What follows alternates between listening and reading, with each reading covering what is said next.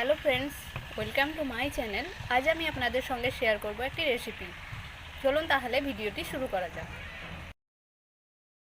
মাছের চপ বানানোর জন্য আমি এখানে 3 পিস মাছ নিয়ে নিয়েছি। মাছটাকে আমি সেদ্ধ করে নেব। এখানে আমি নিয়েছি হলুদ গুঁড়ো, জিরে গুঁড়ো, ধনে গুঁড়ো, গরম মশলার গুঁড়ো, আদা গুঁড়ো, নিয়েছি স্বাদ মতো লবণ আর 1 চামচ চিনি। নিয়েছি পেঁয়াজ কুচি, কাঁচা লঙ্কা কুচি, নিয়েছি রসুন কুচি। মাছটা সেদ্ধ করে নেওয়া হয়ে গেছে। এবার মাছের কাঁটাগুলো আমি খুব ভালোভাবে বেছে নিয়েছি।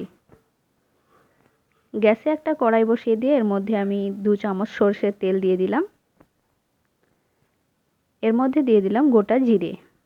আপনারা এখানে জিরেটা নাও ইউজ করতে পারেন। দিয়ে দিলাম পেঁয়াজ কুচি। এবার পেঁয়াজটাকে একটু নাড়াচাড়া করে নেব।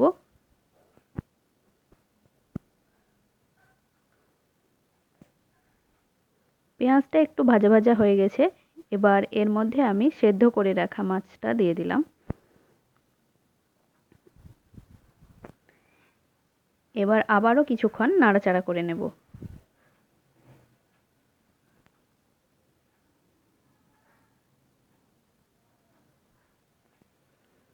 এবার এর মধ্যে আমি দিয়ে দিচ্ছি রসুন কুচি। আপনারা চাইলে প্রথমে রসুন কুচিটা দিয়ে নিতে পারেন।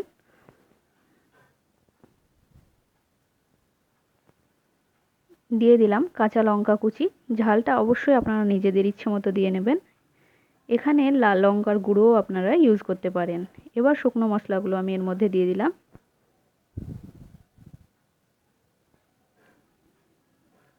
এবার আবার খুব ভালোভাবে ভেজে নেব।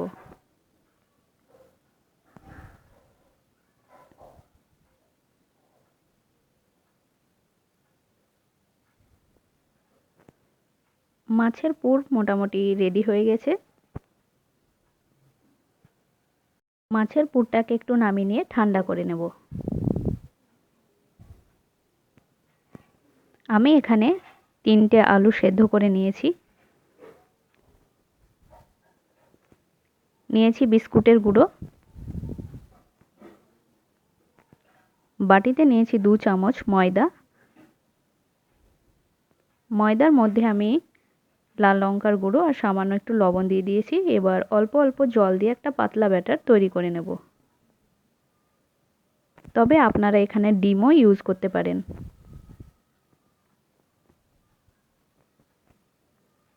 এবার অল্প একটু আলু নিয়ে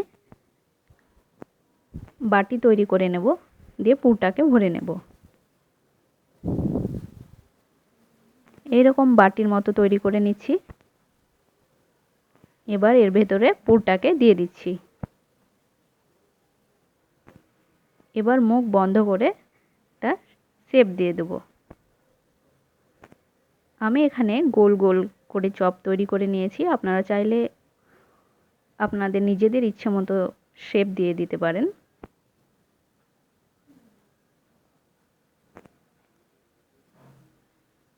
এইরকম ভাবেই আমি সব চপগুলো তৈরি করে নিচ্ছি।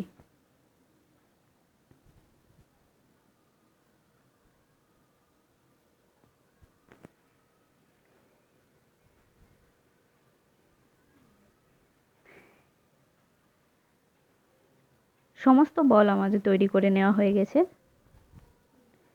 এবার পাতলা ব্যাটারটা যেটা তৈরি করে রেখেছিলাম এটার মধ্যে আমি ডিপ করে নিচ্ছি। এরপর বিস্কুটের গুঁড়োতে কোট করে নেব। বিস্কুটের গুঁড়োর মধ্যে আমি কিছুটা সুজি মিক্স করে নিয়েছিলাম।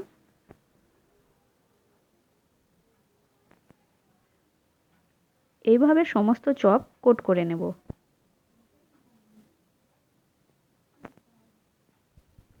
সমস্ত চপ কোট করে নেওয়া হয়ে গেছে। এবার ভেজে নেব। গ্যাসে একটা কড়াই বসিয়ে দিয়েছি। এর মধ্যে দিয়ে দিলাম সানফ্লাওয়ার অয়েল।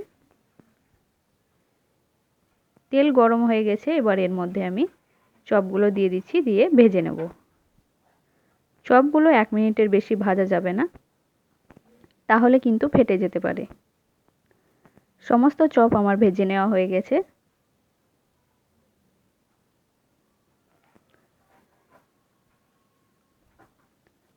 আমার আজকের ভিডিওটি যদি আপনাদের ভালো লাগে তাহলে অবশ্যই একটি লাইক করবেন, শেয়ার করবেন এবং আমার চ্যানেলটি সাবস্ক্রাইব করবেন। ভালো থাকবেন, সুস্থ থাকবেন। ধন্যবাদ।